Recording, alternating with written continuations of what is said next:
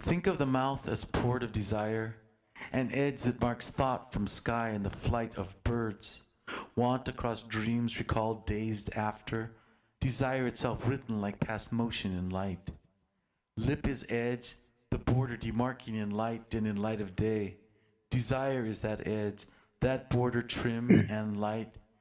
Had we but edge equal to desire, bound by our simple plans and steps of desire, bound by our binds of brave blows, destruction for certain, mouth of such desire, mouth of sex and the sex of sex, had we but the motion at edge to take bright time, brave motion, and destroy some center in its cool repose.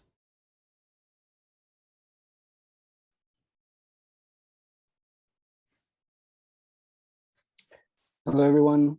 Good evening. Thank you so much for joining us in this program of the evening. I'd really like to welcome everyone joining us tonight for Chicancuicatl, an honor reading for Alfred Arteaga. Before we get started, I'd just like to share a few words about Beyond Baroque. And also, the poems that you just heard were recordings of Alfred Arteaga reading his own poetry. And you can find these poems on YouTube. First, I'd like to say my name is Ivan Salinas. I am the Poetry Coalition Fellow at Beyond Baroque. And before I turn it over to my friend David Lloyd, I'd like to acknowledge our organization's presence on the traditional, ancestral, and unceded territory of the Gabrielino Tongva peoples. We acknowledge the wrong done to these peoples through settler colonialism, genocidal practices, and the violent dispossession of their land. As an arts organization, we are committed to uplifting indigenous communities and cultures. As many of you know, Beyond Baroque is a literary space in Venice, California, and we are dedicated to the artistic possibilities of language, to cultivating new writing, presenting contemporary literature and art, and building a diverse literary community. We've got ongoing free online workshops every Monday and also every Wednesday in poetry. We have a couple of upcoming programs as well. On February 11th, we're hosting Sin Vergüenza, Without Shame, a bilingual poetry reading featuring 4 poets working in the English and Spanish languages.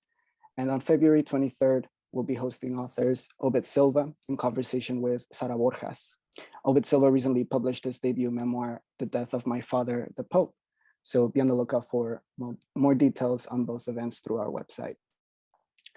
I did want to mention as well, we will be soon launching the Amanda Gorman Future Voices Poetry Prize.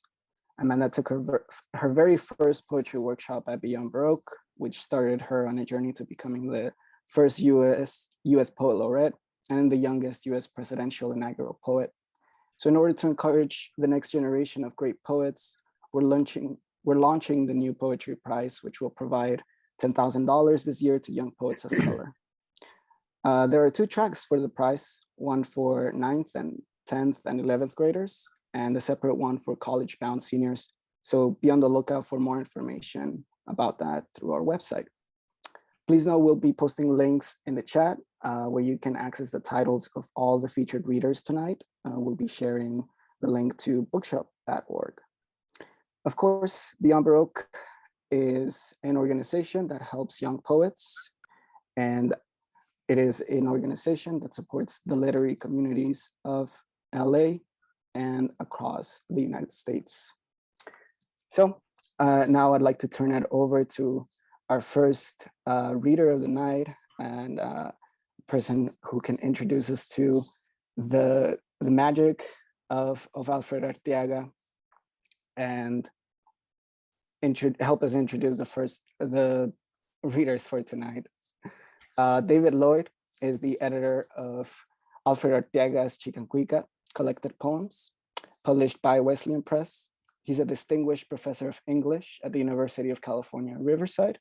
He is a poet, playwright, and critic, working primarily on Irish culture and on post-colonial cultural and aesthetic theory. Please join me in welcoming David Lloyd.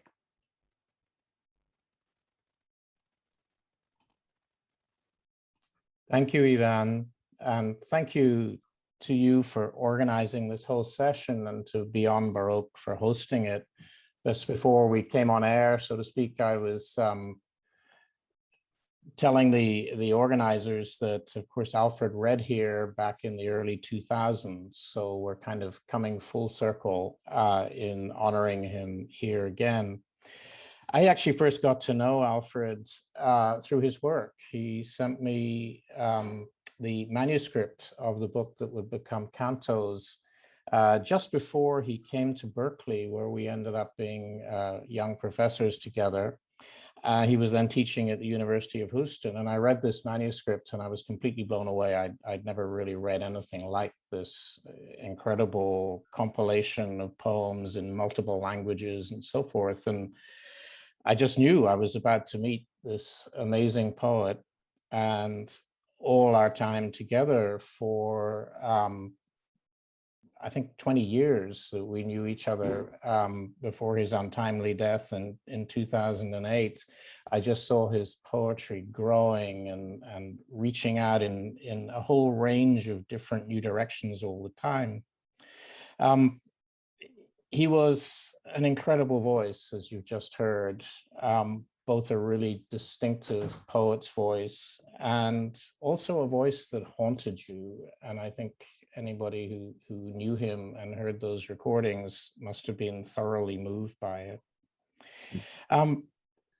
Alfred, as I say, died prematurely. He was only 58 when he died, and he had behind him 5 books, all of them with small presses that had never been collected into a single volume. And I often think that when a poet dies before they've managed to collect their work, there's always the risk that their work will remain scattered in these small volumes in a few people's hands who love the work, but never be brought together in a way that people can really assess it. And it's a bit like, the scattering of the limbs of Orpheus, or maybe of Coyolxauhqui, the Aztec moon goddess, who was shattered into pieces too. And someone needs to come and bring them together. So when he passed away, I kind of committed to myself that if no one else stepped forward to do it, this was going to be a work I would take on. I had all the books. I think I knew most of the poetry that he'd written. And this became, eventually, when I finally was able to clear the space to do it, a labor of love and a labor certainly of mourning. And I will confess also of some anger, as well as being an extraordinary poet. Alfred was an indefatigable warrior for justice, and particularly for ethnic and racial justice at a time when, of course, there was a sustained attack that is still continuing on the diversification, or as I would prefer to say, the desegregation of the university. I can't help thinking that his loss of tenure in the English department back in the day was not only because his colleagues were unable to understand the vision and the brilliance of what he was doing at that time, but also as payback for his insistence on fighting for the right. But he did continue to fight. He continued to fight till the very end of his life. And also during the last years of his life, the last 10 years of the life, he wrote the most extraordinary and haunting poems that I think he wrote ever. The poems that Luis, who's here this evening, published for him in Frøzen Accident. And then finally, a handful of poems that I put out myself in a little small press edition, Act Zero, which was the last of his books, and from which I'll read a bit later this evening. But I like to think that although he never held that book in his hand, to my great sadness, that it was actually a beginning, another beginning in his work. And I hope that what tonight represents, and all the people who are gathered here tonight represent this for me, is a beginning as well, a beginning of people beginning to understand just what it was that Alfred did, just what he created, just what he brought together in his work. And I hope that people will be inspired to find his book, to read him, to learn from what he did. And if you're inspired by the poetry, maybe reach out and also read his brilliant and groundbreaking criticism of Chicanx poetry in a book simply called Chicano Poetics. So I'm really happy that this is happening. I hope that beyond reading the poetry, as people plan to, we'll also have some time towards the end for conversation with all the people I see in the audience who say that they knew him, cared about him, were taught by him, and we can share some stories. Alfred would have loved that because, like the good Irishman that he was, he loved a good story. So thank you. Back to you, Ivan. Thank you, David. All right, so thank you for that introduction. I'm now going to introduce second reader of the night, Chicana poet, author, and professor Cherríe Moraga. Cherríe is an internationally recognized poet, playwright, essayist, and memoirist, co-editor with Gloria Ansaldúa of the avant-garde feminist work, This Bridge Called My Back, Writings by Radical Women of Color. She has published several collections of her writings, including a Chicana Codex of Changing Consciousness, Loving in the War Years, The Last Generation, and Waiting in the Wings, Portrait of a Queer Motherhood, as well as the memoir, Native Country of the Heart. So please join me in welcoming Cherríe Moraga. Thank you, everyone. It's good to be here. I'm going to say a few words about Alfred and how I know him. But before I do anything, I really want to thank David Lloyd. It's an amazing work that he's done, far beyond my imagination of what one would do to collect Alfred's work. It was tremendous, and I love the using the symbol of Coyolxauhqui, putting those pieces back together to make the warrior woman that she was, and I think that's absolutely apropos to Alfred, putting those pieces together to show the warrior that he is and was in our lives. I think too, I'm glad that also that David mentioned Chicano Poetics. I thought it was a really important book of literary criticism for a variety of reasons, but just speaking personally, it was really, I think, a move in Chicano literary criticism that he really took women seriously, and he also allowed for queer questions to emerge, and he took nation seriously as a Chicano in a very, very distinct way. He gave me permission once again to believe we had an Atzlan, that we could carry an Atzlan in our heart, and it wasn't about appropriating anything. So I'm really grateful to him. I'm grateful to his poetry. I knew him at UC Berkeley, and we even then I would run into him when later years when he was living around Stanford. When he became ill, I taught his classes, at Berkeley when he had moved to Chicano Studies. I also really appreciate what David said about why the English department couldn't handle him. I don't think they could even, I don't think most English departments could handle him even now. Exquisite poet.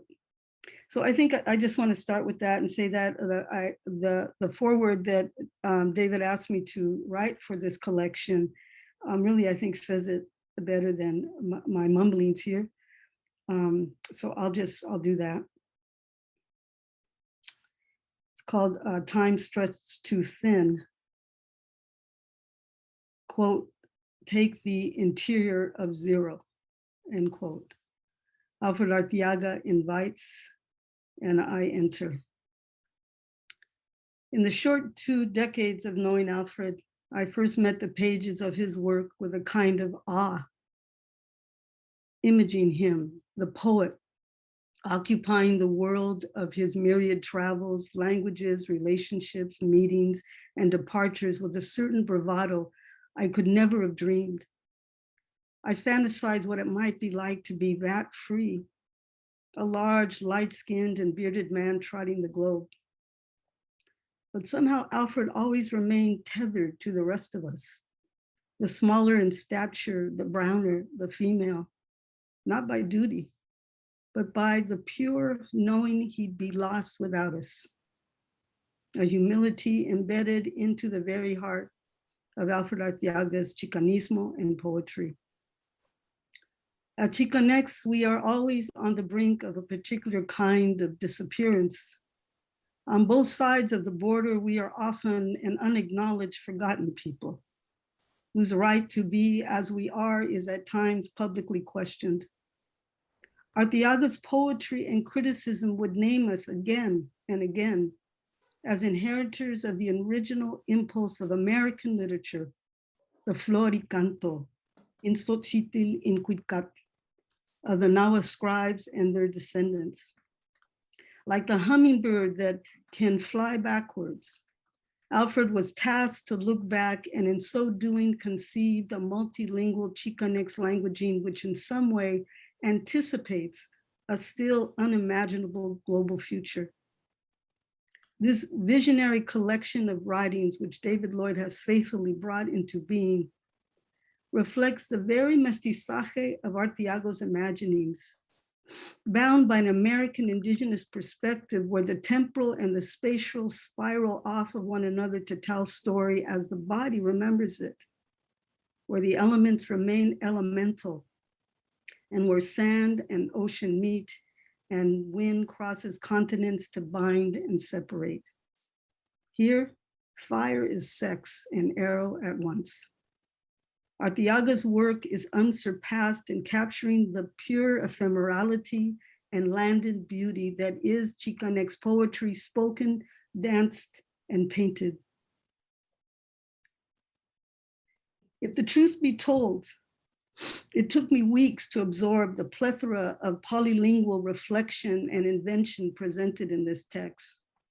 I read each of its nearly 300 pages, employing my first generation educated English, a Spanish I'm only half good at, a French I know nothing of, and a self-taught Nahuatl fairly restricted to the Aztec pantheon of people and place.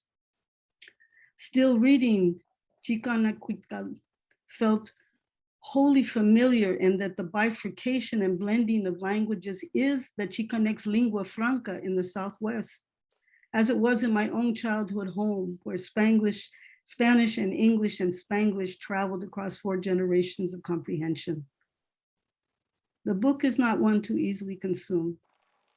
It requires at least a good month's reading, where one might turn and return to a passage every few days or so to allow the lines to reside within the reader and perhaps change the reader for the better, the truer. This is the work and the hope of literature, language that resonates within a person to such a degree that it generates meaning from what before had seemed meaningless. There's much to consider here in these pages from within and without. In Arteaga's Chicanx imagination, there are no borders from ocean to ocean, from Berkeley to Belfast or Belboulen. Meanwhile, the poet concedes geopolitical borders break bodies. He writes of touch and its relationship to power. How is the border between the untouchables and the touched created? He asks, who gets touched? Who matters? Who doesn't get touched? Or is it touched too late? Xicancuicatl creates a portrait of Aztlán and its citizens in the act of touching across time and place. From the Chicano moratorium of 1970 in Islos to a gathering among Chicano and Chicana artists and poets in San Francisco some 25 years later. Arteaga describes that mid-1990s moment as our Chicano Renaissance. I too was in attendance. His celebration of artists and writers paradoxically presages the illnesses and deaths of many of those celebrated that evening. Perhaps as Chicanx artists, this is the foundation of our dislocacia, displaced from a timeline Alfred called the dis-ease. Did he mean history? To allow Alfred Arteaga's work to enter you is to be transported into the wholeness of zero, that timeless sight that one might find in the most grounded of meditative moments. To read this work is to enter that sight, to be animated with consciousness in an awakened sensorial body. It is to recognize the ephemeral.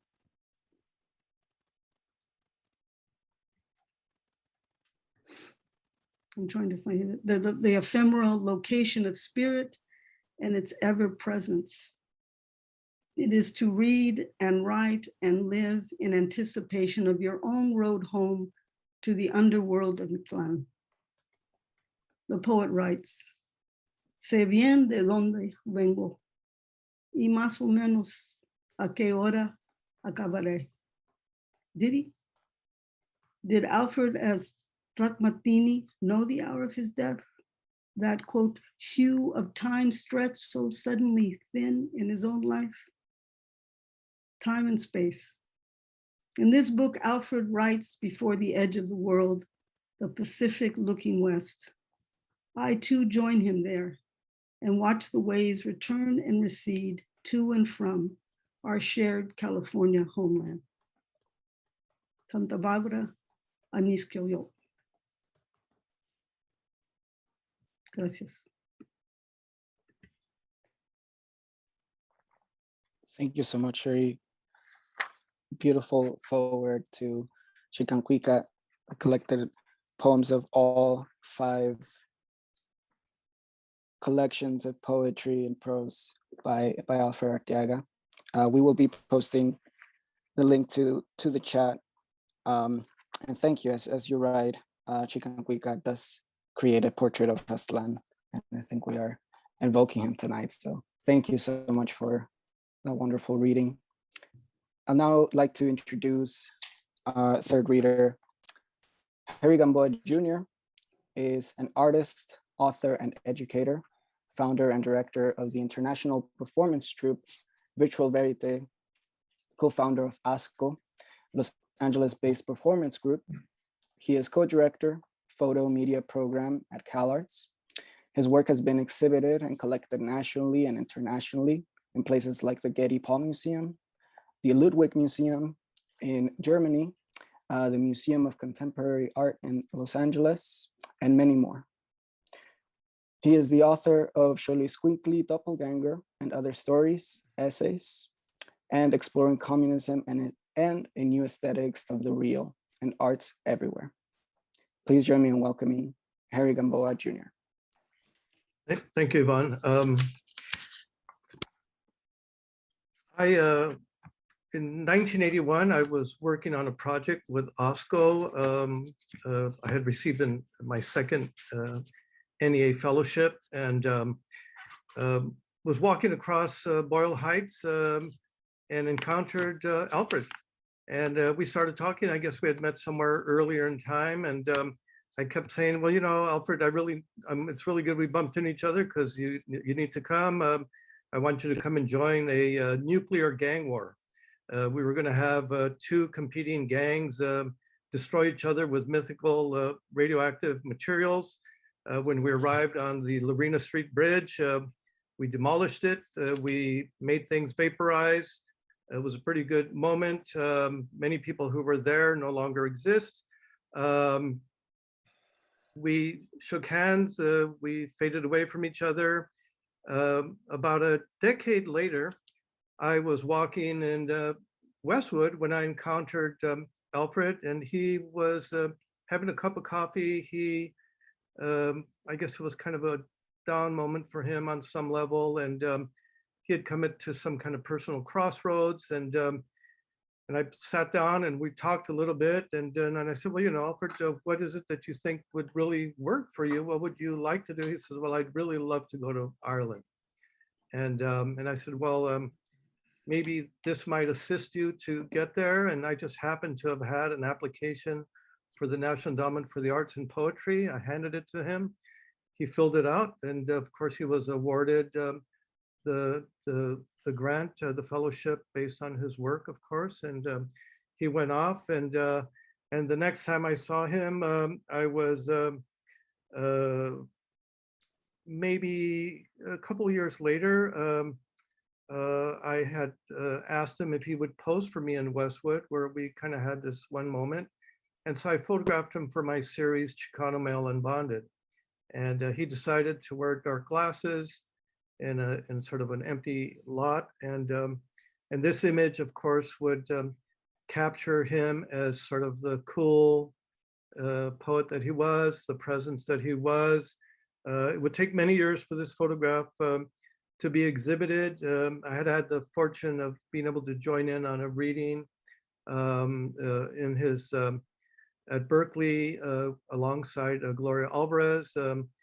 We all did a reading together, and Ricky Rodriguez was present there at that point. But when the photograph was finally going to be exhibited, a very prominent exhibition, very major catalog at the Huntington Library that would then travel across Europe, I had invited Alfred if he would like to see the exhibition. This was in 2008, and he had a very faint voice and said that he would if he could. But of course, it was a few days prior to his passing. And of course, his images appeared in many museums since that time. So Alfred and I would basically relate to each other primarily as LA street people. I come from that. And he would participate and play a major role in influencing others to be creative with spatial use, temporal moments, and to reverberate in terms of creativity. And so his voice remains, of course. And so I've been asked to read something, and again, I'm not sure if I'm going to be pronouncing some of these words correctly, but I kind of could relate to this because I think one of the things that maybe hasn't been mentioned is that Alfred had a really great sense of humor. So he was always laughing. We laughed, we enjoyed moments. He found the irony in everything. And sort of this, we're basically about the same age. So we are from the atomic age, absolutely. I was born on the day they exploded the first hydrogen bomb. It's pretty good to start your life on the day that someone figures out how to destroy the earth. I was also born on Dia de los Muertos. So, you know, I had everything stacked in my favor. And so we would always have a good moment. And so he was very conscious of the fleeting of time and the precious opportunities we have to share with each other, such as today. And so here I'm going to read a piece that I feel, in a way, reminds me of our little walk in Boyle Heights. And this piece is titled Chronotope Chicano. Águila negra, rojo chante, tinta y pluma, textos vivos, written people. The vato with la vida loca on his neck. The vata with pe ve, the ganga with tears, the shining cross, barrio walls, codices, storefront placazos, barrio names, desafios, people names, written cars, names etched in glass, land of 1,000 dances, placas and love etched in schools, faces of Indians branded by Spaniards, faces of Irishmen branded by Americans, Gauchupin, he who kicks with a boot, Yankee, new man of the new world, Yanquic, Chicano, cantador, namer, Xicancuicatl, floricanto, canto, canto. Alfred Arteaga, Santa Cruz, 1986. Thank you.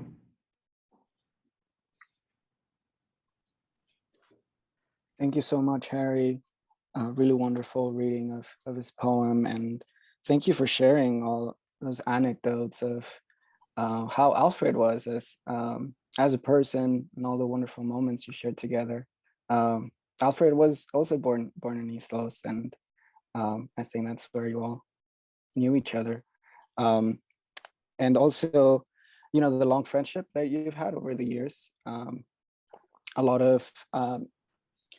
of Harry's work is actually featured in the covers of Alfred Arteaga's poetry books, and even his compilation of essays, Chicano Poetics. Now I'd like to introduce our next reader, also Chicano poet, essayist, and activist, Juan Felipe Herrera. The son of migrant farm workers, Herrera was educated at UCLA and Stanford University, and he earned his MFA from the University of the Iowa Writers Workshop. His numerous poetry collections include 187 Reasons Mexicanos Can't Cross the Border on Documents, 1971 to 2007, Half of the World in Light, New and Selected Poems, and Border Crosser with a Lamborghini Dream. In addition to publishing more than a dozen collections of poetry, Herrera has written short stories, young adult novels, and children's literature. His most recent works for young people include Imagine and Jabberwocking. In 2015, he was named US Poet Laureate. So please join me in welcoming Juan Felipe Herrera. Thank you very much. Muchas gracias.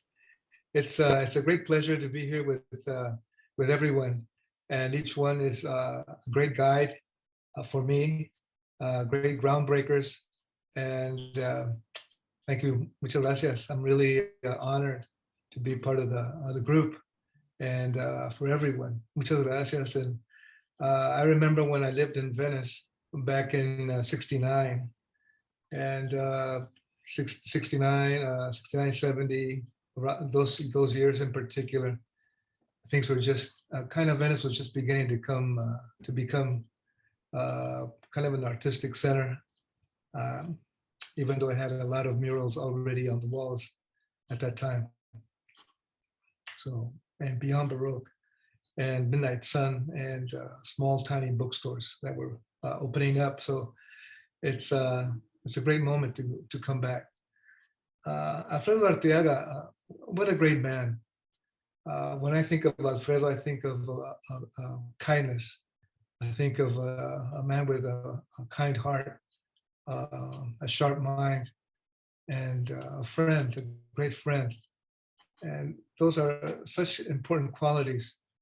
And a writer, a thinker, a man who tackled complex thoughts and concepts, and how he was able to crack them onto the page for the rest of us to attempt to decipher, to pull apart and reconnect, almost as if we are reassembling ourselves, you know, looking at the words and hearing his voice and attempting to listen and interpret and take in his song, his Xicancuicatl, and noticing him as a singer, and something that he didn't necessarily have during his lifetime.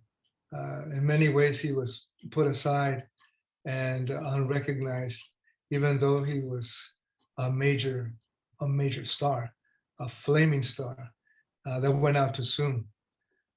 So it's a good moment to honor him and to embrace ourselves as humanity, given what Alfredo writes about. He writes about so many things, so many places, and so many philosophies all in one. And perhaps it is philosophy that at times escapes us, since we have so much to talk about, so much to say, so much to stand up for, and so much to launch our screams into the public and into the earth itself and to all peoples. We have taken on such an incredible task as writers. No one really told us that we had to do all that. You just put some words on paper and you study language and poetry and you write it. But for some strange reason, in our case, and the case of many others, we have taken it upon ourselves to to bring everyone together again and to bring people up and open up the doors and walls and fences that bind us and bind others. And we didn't have to do that. We have done that. And Alfredo is one of those pioneers in a very challenging way. When I read his title, Xicancuicatl or Xicancuicatl, it occurs to me that he's saying that we are singers, which is cuicat, and Xochitl and cuicat, and flower and song. And what is the task of the singer? If we perhaps go back, as impossible as it is, if we go back in time, like Alfredo has, and so in such complex ways, in such deep ways, to go all the way back to Nezahualcóyotl, Hungry Coyote, back to the 1400s, one of our first literary and philosophical and poetic sources, which is hard to grasp because we are here now in this time, and there are very few sources that really are at hand for us to just open and take on. Of course, we have the sources of life itself, which is what Alfredo wants us to get to.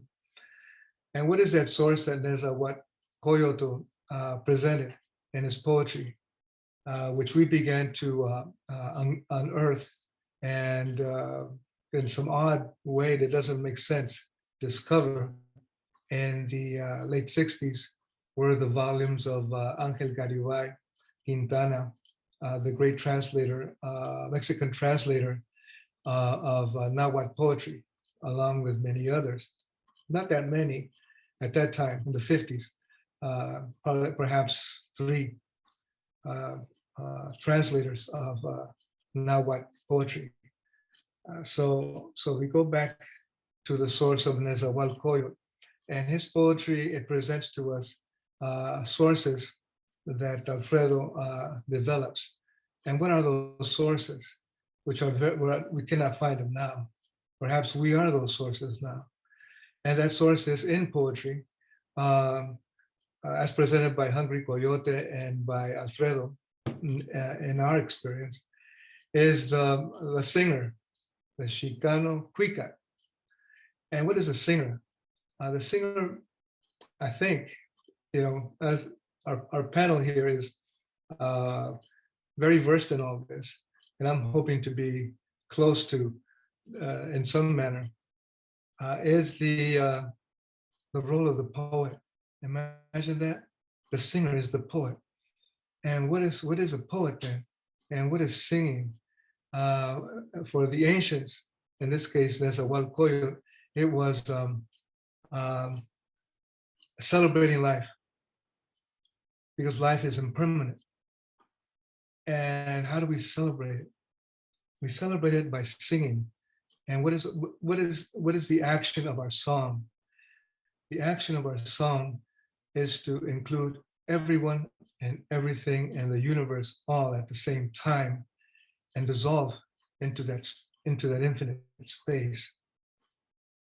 And as opposed to the singer is the song, or as opposed to the singer is the book, as opposed to the singer is the poem, as opposed to the product of poetry. That's more our Western concept. So I applaud Alfredo for bringing that source, that ancient source that is not visibly or immediately on our curriculum at any point. Of course, Cherríe and Gloria Saldúa and our panel here has touched on that.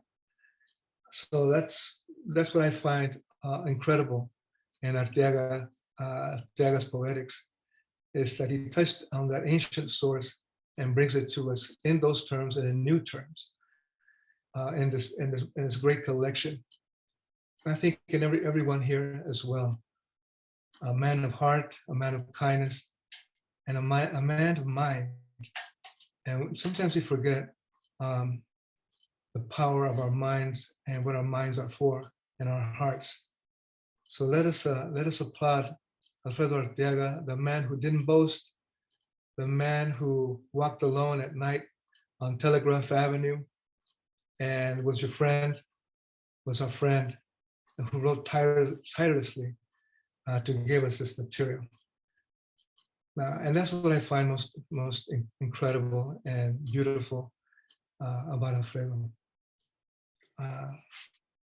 It's kind of, it takes time to break through these poems, I'm telling you.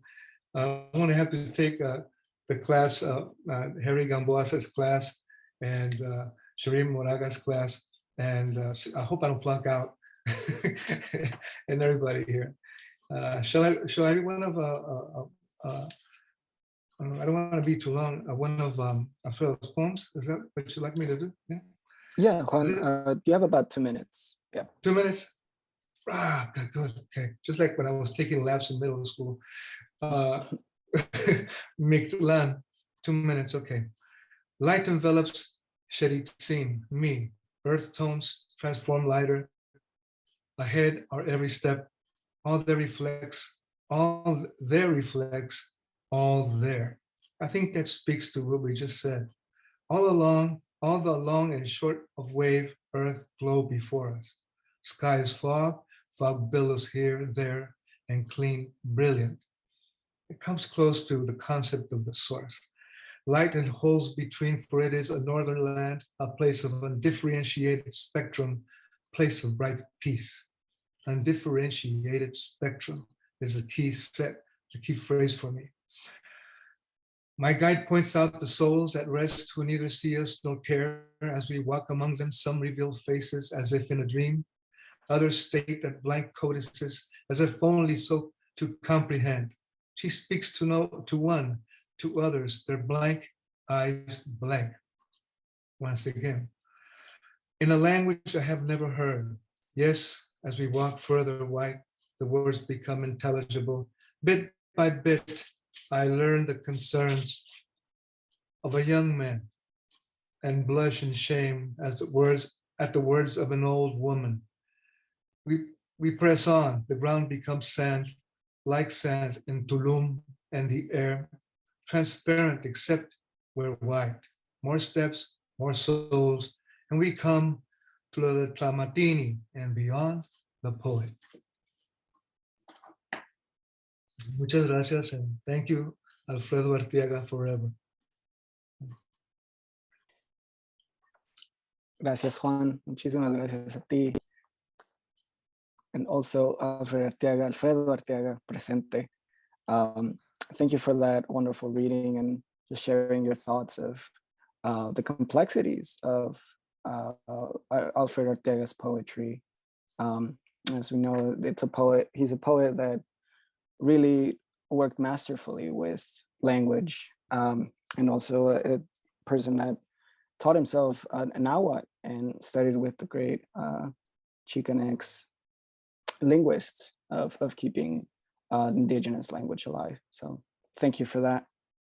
And now I'd like to introduce our next reader, Richard T. Rodríguez. He's a professor of media and cultural studies and English at the University of California, Riverside. He is the author of Next Kin, The Family in Chicano Cultural Politics, and A Kiss Across the Ocean, Transatlantic Intimacies of British Post-Punk and US Latinidad. He is completing a collection of poems titled Exemplars and Accomplices. Please join me in welcoming Richard T. Rodríguez.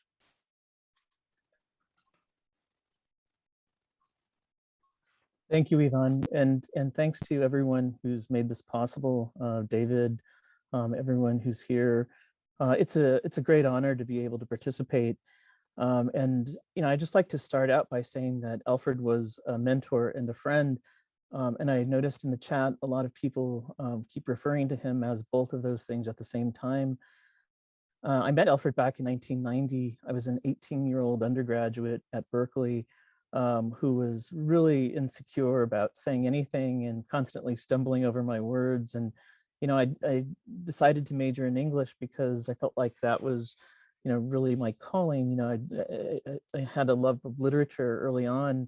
And I remember taking a course where we would listen to a poet or a writer every week. It was a 1-unit course, and one of my friends, Dion Espinosa, was the TA for that class. And Alfred was one of the readers one week, and I was just blown away by his work. And I really wanted to meet him, and I told Dion, and so she walked with me up to Alfred, and I introduced myself. And he was just the most personable, open and friendly person that it would have never imagined a professor being so open. He asked me some questions about what I was interested in. I told him I had started writing poetry. I was actually taking a class with Cherríe Moraga at the time, and she had encouraged me to write poetry. And so I told him that, and he tore off a little piece of paper and wrote his phone number on it. And he told me to give him a call and that we would go out for lunch. And, I was like, what? This is kind of amazing. I couldn't believe it was happening. And so I called him and we set up a time to meet.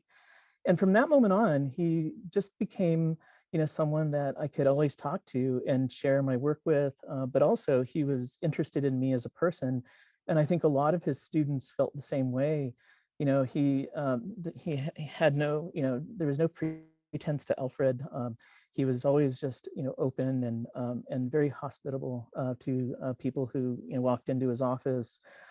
He really cared about working with students, and we were more than just students. We were actually people, and he wanted to know about our life stories. And so over the years, I started getting to know Alfred. He would call me up and we'd go out for a beer. He would always give me copies of his manuscripts, before he sent them off, and would always ask for my opinion, which always just blew me away to think that, my professor was interested in what I had to say. But I think it was that which kind of led to the mentorship and friendship that I had with Alfred. Early on, I started taking poetry writing workshops at Berkeley, and he asked me if I would like to read with Lorna de Cervantes and Luis Rodriguez, who's here on the panel. And I was like, really, you want me to read with these heavy hitter poets?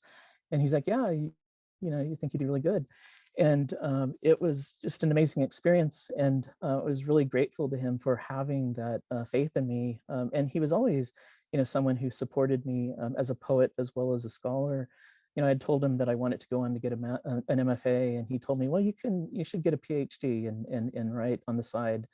And so I did what he told me to. And I also listened to him as far as, continuing to write poetry on the side.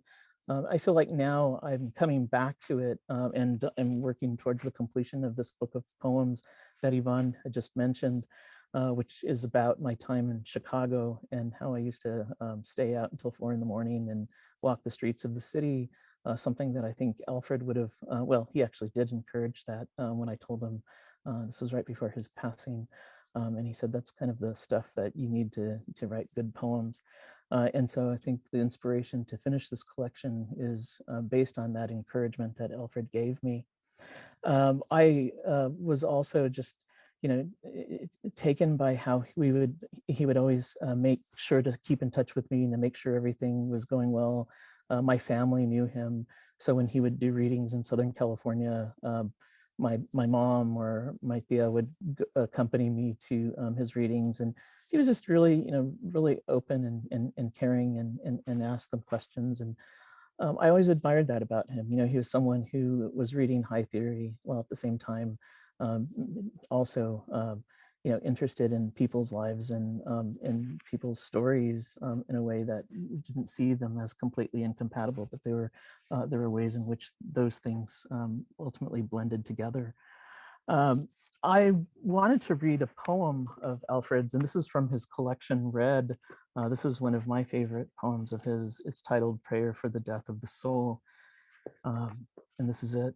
We pray for death of one soul, one man who may in his heart have love for others, love for other men, for women, children. We do not see his love and do not know, nor can know what is in his heart, for that is known to you alone. But his mind's work we see, He has taken his wisdom and bent by hate. He has come to hate. He has come to hate the rainbow you gave us, proof of your undying love, and he strikes at our eyes. His mind, so torn by fear, has come to fear the sounds of our names, our voices, and he strikes at our ears and tongues. And what he does to us, he does to himself. He claws his own skin at night, and when he is alone, he cries out because he has cut to his very soul and killed the gift you gave. We pray for the soul he has killed, deliver him from himself, and deliver us from such hate and fear. And I think this poem for me is the way that, Alfred was someone who taught me gender studies and queer studies because his work was always attentive to the politics of gender and in relation to the literature, but in life in general. And I think that poem for me is precisely about what we might call toxic masculinity now. And Alfred had a very keen ability to read gender as it related to men and women. I just think that's one element of his work that doesn't get highlighted enough. And so, I'll just stop there and say, I'm glad that we're celebrating Alfred tonight. And thank you. Thank you so much for that, Ricky.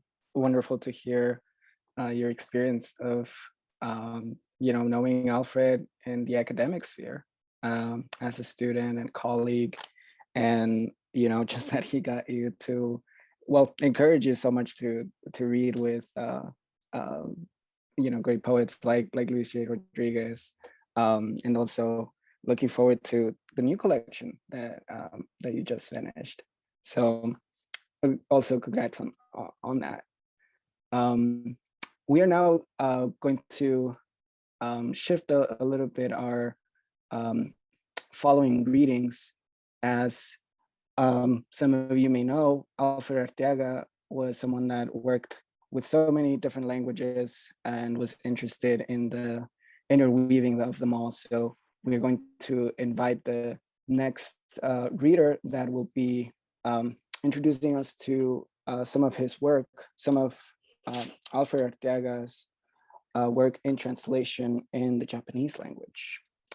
Ryuta Imafuku is a cultural critic and professor emeritus of anthropology and cultural studies at Tokyo University of Foreign Studies. He is an important thinker of contemporary Japanese philosophy who simulates thinking through an anthropological cultural approach to literature, communication, art, photography, soccer, etc.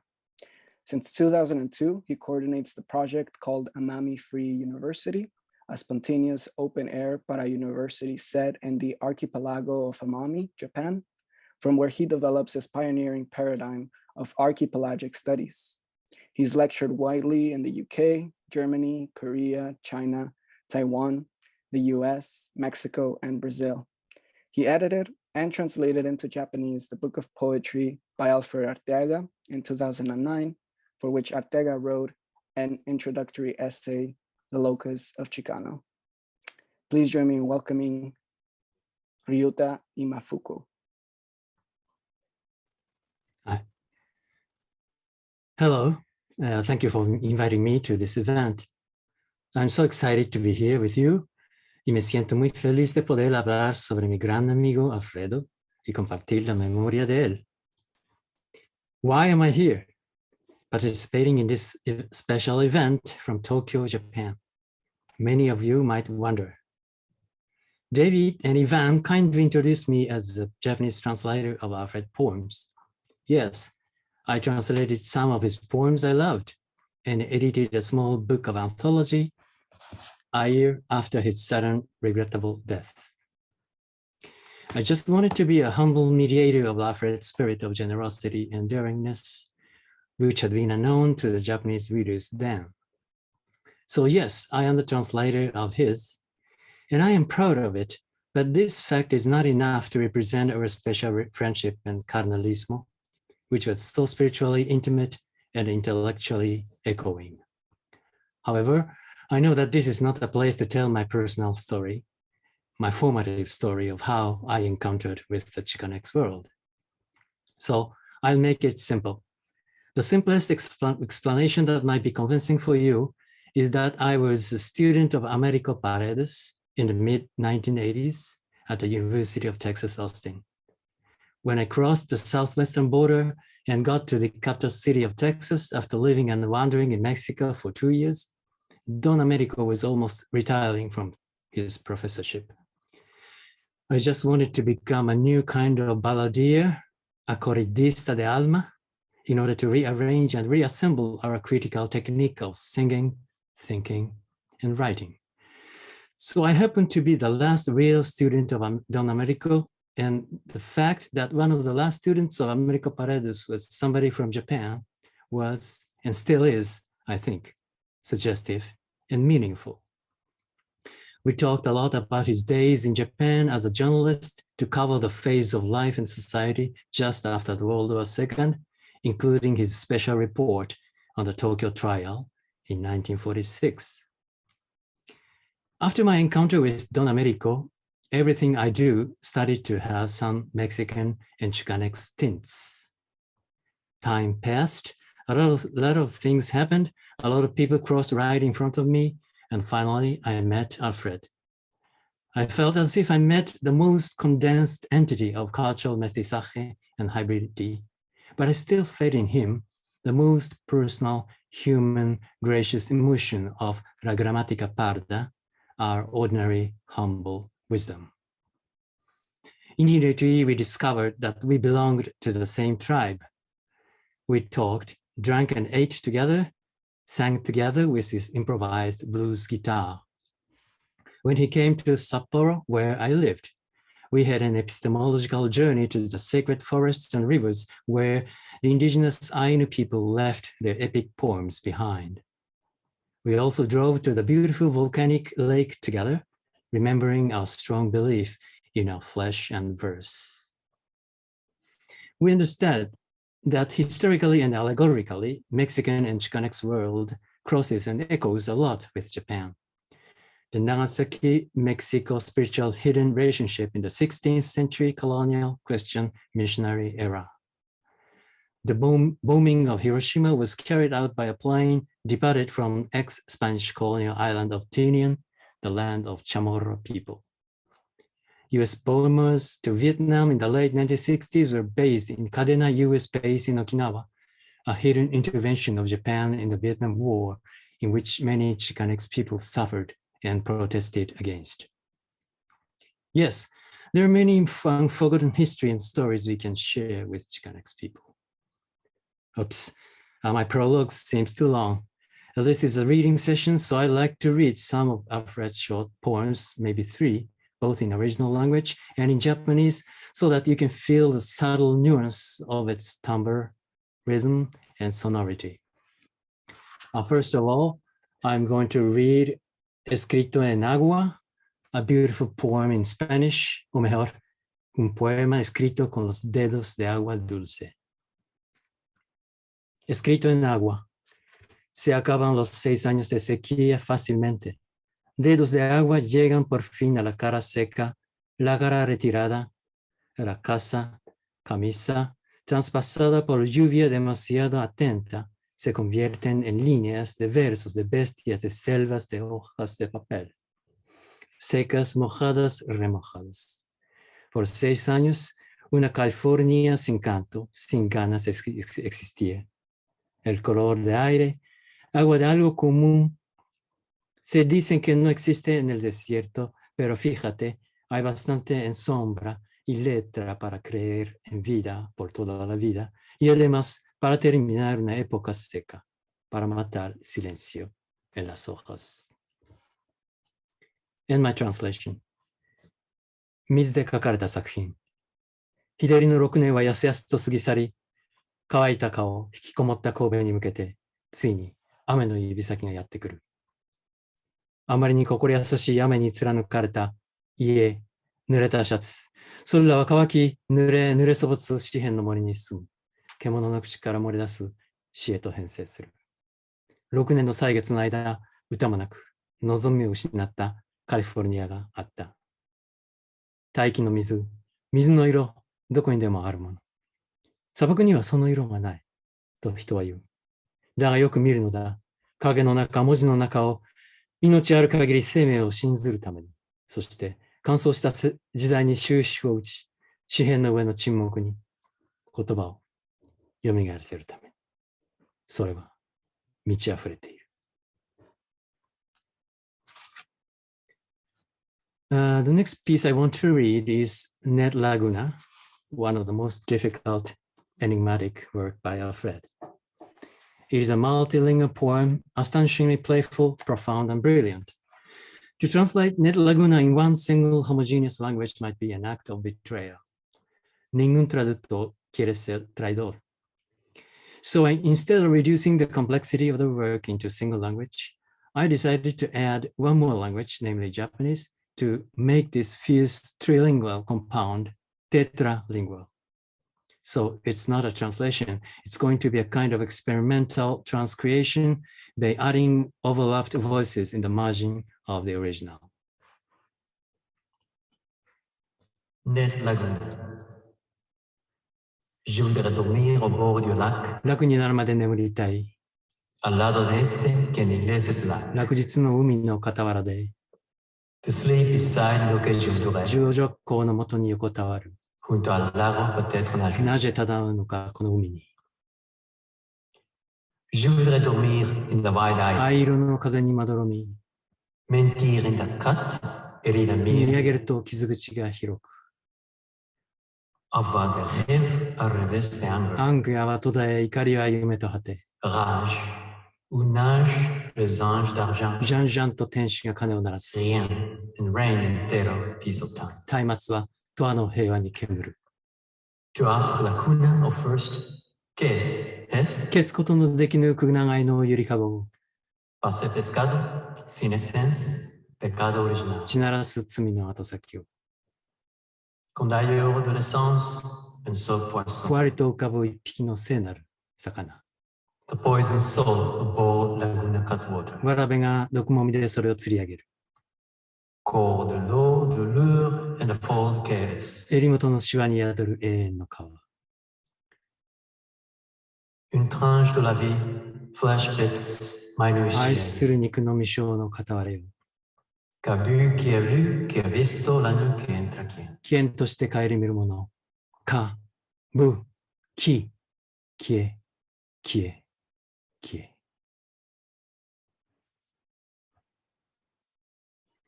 Lastly, I'd like to read the most sublime poem of Alfred, Illumination Mine. For me, this poem seems like Alfred's testament, written with almost heavenly voices. An ultimate awe of the word God, a rebellious escape following Nezahualcoyotl, a desperate but brave descent to Mictlan, and I can see here unknown black graphemes he dared to seek beyond the brightness of the Western knowledge. Alfredo, I follow your path con una guitarra y una copa de ron. Salud. Illumination mine. It is after all, this face blind in light, after everything enlightening, more is a brighter God. Omni, omni, omni. By design illuminates all, small bones conceal little, between ultraviolet and infrared, the meek prey on the spit of sand, bare between the blue violets of sea, sky, and sea. The divine color, a bleaching revelation, more and more light, and faith in the more. The word God shines there for the taking, burns away any possible night, all seeing, seizing all. And my translation. 我が学びの巧妙。それはとどのつまり、光に召しいたこの信仰。すべての輝ける学びの果てにも、より明るい神が未だいるということ。Omni, omni, omni.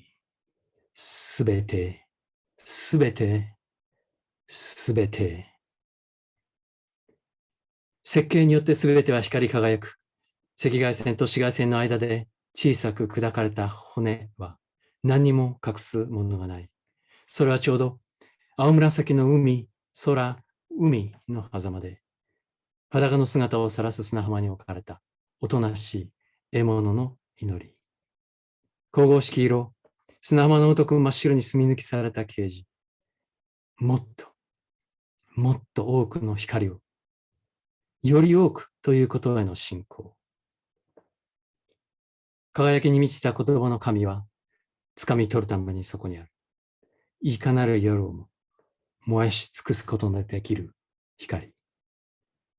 すべてを見通している。すべてを捕獲している。Thank you very much. This is it. Gracias, Ryuta. Thank you so much. That was wonderful to hear the translation of Net Laguna was amazing. And, you know, you're joining us all the way from Japan. It's so great to have you here. Just a lot of love in the chat for you. Thank you. Thank you.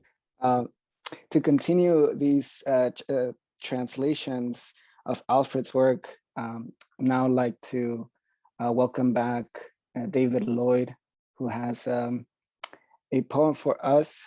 He'll be reading an English translation of one of Alfred's poems. So take it away, David. Thank you. Let me just say, nobody should have to follow and act like that. It was just astonishing, Ryuta. I have to say that one of the books that Alfred gave me that I treasure most, even though I can't even transliterate the characters, let alone read it, is your translation of his work. And I can truly imagine Alfred immersed in his trip to Japan. He spoke so warmly about it when he came back and gave me that little book. And he had a similar relation to Ireland, I have to say, which is where I'm from. And in fact, his beautiful book, The House with the Blue Bed, which kind of inspired the cover, Xicancuicatl, has several beautiful prose poems. And I think it's something we haven't talked about, and perhaps because of the length limits, we haven't actually read from. Alfred was an extraordinary writer of prose poetry. The House with the Blue Bed, and also Loving in the Time of Aftershocks, which was written here in LA after the Northridge earthquake, if I remember right. But he immersed himself wherever he went, as if somehow he could just spiritually immerse himself in the people that he was with, in the landscape that he was in. And he writes more beautifully about Sligo than any poet I know since Yeats. So it's kind of interesting that he could do that. And yet at the same time, one of his most beautiful neologisms is his expression dislocatia, that sense of being utterly dislocated. And I always love to think of these images of Alfred as a poet in motion. He seemed always in movement, and people have talked about his love of walking. And I do remember one evening having dinner with him in the Mission, and then just walking around and ending up late at night in a bar where there were a couple of bands playing, and then somehow streeling from there into another dive where people were having a battle. And it was just sort of Alfred's capacity for stumbling on whatever was going on, interesting stuff, and just absorbing it. And then, of course, always speaking ironically about his own enjoyment.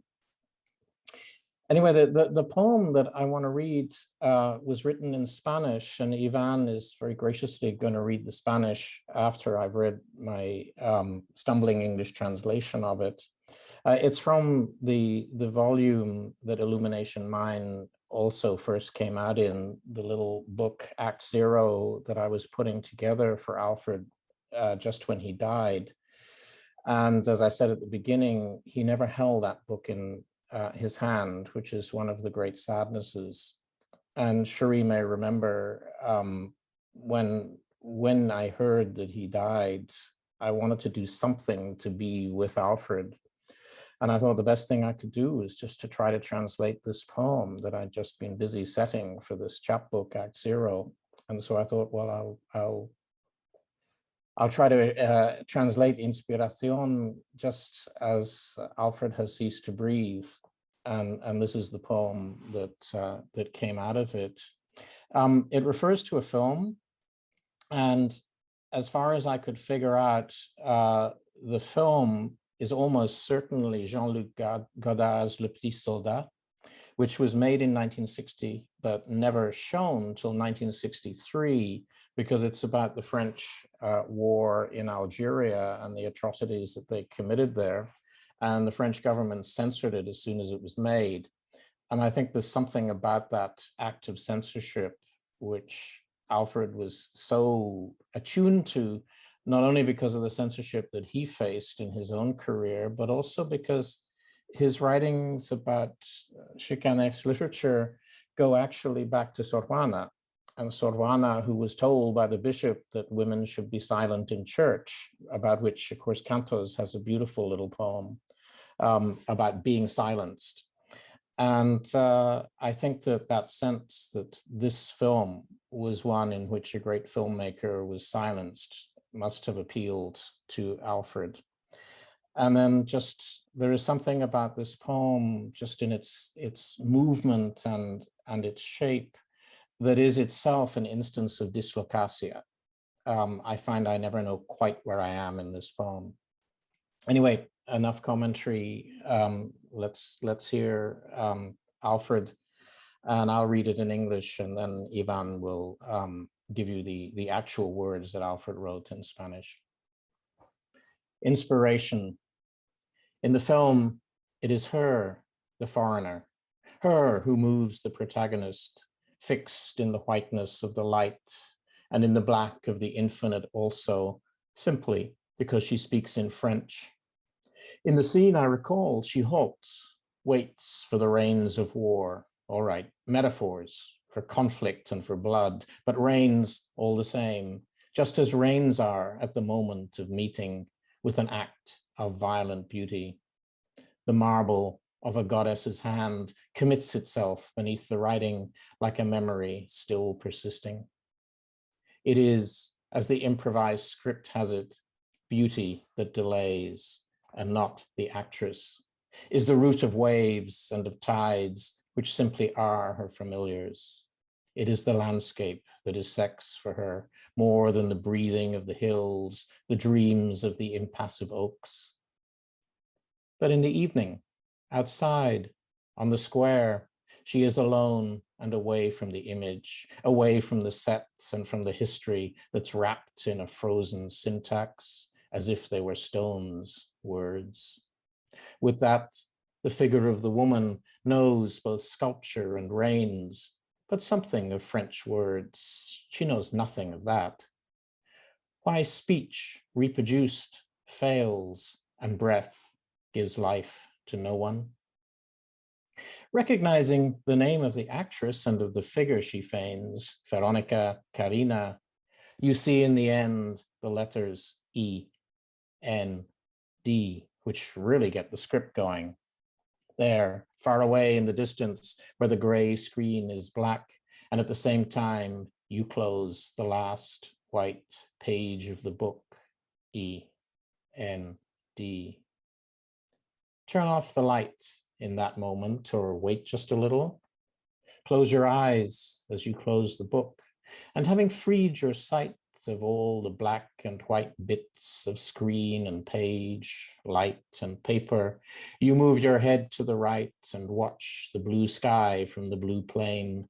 From high up through the window, you watch the bluish blood that floats above all below, house and square, above memories fading away.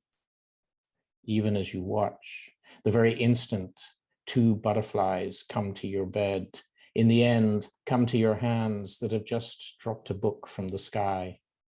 You breathe on their fragile wings. You fall on the bed, and it occurs to you that dreams have not been the effects of death, nor the causes of beauty.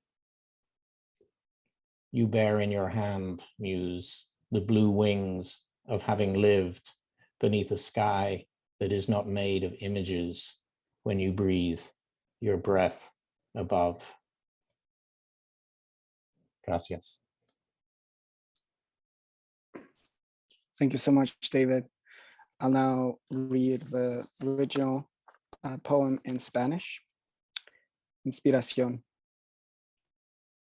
En el film es ella, la extranjera, ella que conmueve al protagonista, fingido en la blancura de la luz y en el negro del infinito también, simplemente a causa de hablar francés. En la escena que recuerdo, ella espera las lluvias de guerra. Bueno, metáforas de conflicto y de sangre, pero lluvias todavía, tal como lluvias son al momento de encontrarse con un acto de belleza violenta. El mármol de una mano de una diosa se compromete bajo la redacción como la memoria aún persistente. Es según el guión improvisado, la belleza que demora y no la actriz. Es la raza de olas y de las mareas que simplemente son sus familiares. Es el paisaje que es sexo para ella, más que la respiración de las lomas, los sueños de los impasibles robles. Pero en la tarde, afuera, la plaza, ella está sola y fuera de la imagen, fuera del montaje de la historia envuelta en un sintaxis helada, como si fueran piedras las palabras. Con eso, la figura de la mujer conoce a ambos la escultura y las lluvias, pero algo de las palabras francesas ella no sabe nada, porque reproducida el habla falla y la respiración da vida a nadie. Al reconocer el nombre de la actriz y de la figura que ella simula, Verónica, Karina, ves por fin las letras F y N que ilusionan el impulso del guión. Allí, lejos en la larga distancia, donde negra está en la pantalla gris y cierras a la vez la última blanca página del libro, F y N. ¿Apagar la luz en ese momento o esperar un poquito? Cierra los ojos tal como el libro y después de haber librado la vista de todos los trozos blancos y negros de pantalla y página, luz y papel, mueves la cabeza a la derecha y ves el azul cielo desde el avión azul, desde las alturas por la ventana, ves la azulada sangre que flota, encima lo de abajo, casa y plaza, encima memorias desvanecidas. A la vez que ves, al mismo instante, dos mariposas llegan a tu cama. Por fin llegan a las manos que apenas dejan caer un libro desde el cielo. Respiras sobre las frágiles alas. A la cama te caes y se te ocurre que los sueños no han sido los efectos de muerte ni las causas de belleza. Traes en la mano, musa, las alas azules de haber vivido, bajo un cielo que no está hecho de imagen. Cuando respiras, tu respiro encima. Gracias. I think this poem, David has suggested that we read some of his poems in translation, and it just happened that Inspiration was a poem that he translated into English, and I think it really describes my relationship with Alfred Arteaga's work, as I only know him in the page. I only know of his work through Xicancuicatl, all of his collected poems and essays, but I never really met him in person. And I think that we all here are getting an insight into the kind of poet that Alfred was, how supportive he was, and just a person with a great sense of humor, and very suave too, just like all cool Chicanos out there. And I'm very inspired by his work. I really like the tonality of all of his poems, and the way that it is written in Spanish. There's a lot of S sounds in there. One that particularly stands out in this poem, and I think that's the serpiente in his poetics. Serpientes and alucinaciones y ciudades, all of that are components in his work. And as I was researching more about it after being introduced to Chicancuicatl through professors that also knew him, like Ruben Mendoza at CSUN, like Harry Gamboa, and he himself, Alfred Arteaga, had written a poem all about the Northridge earthquake, Love in Time of Aftershocks. Even now, a friend showed me a chapbook of Love in Time of Aftershocks that is now out of print, and his work is just being found scattered in various locations. So I think that's wonderful. And something that David had mentioned was that Alfred's work is now being understood by a new generation of poets.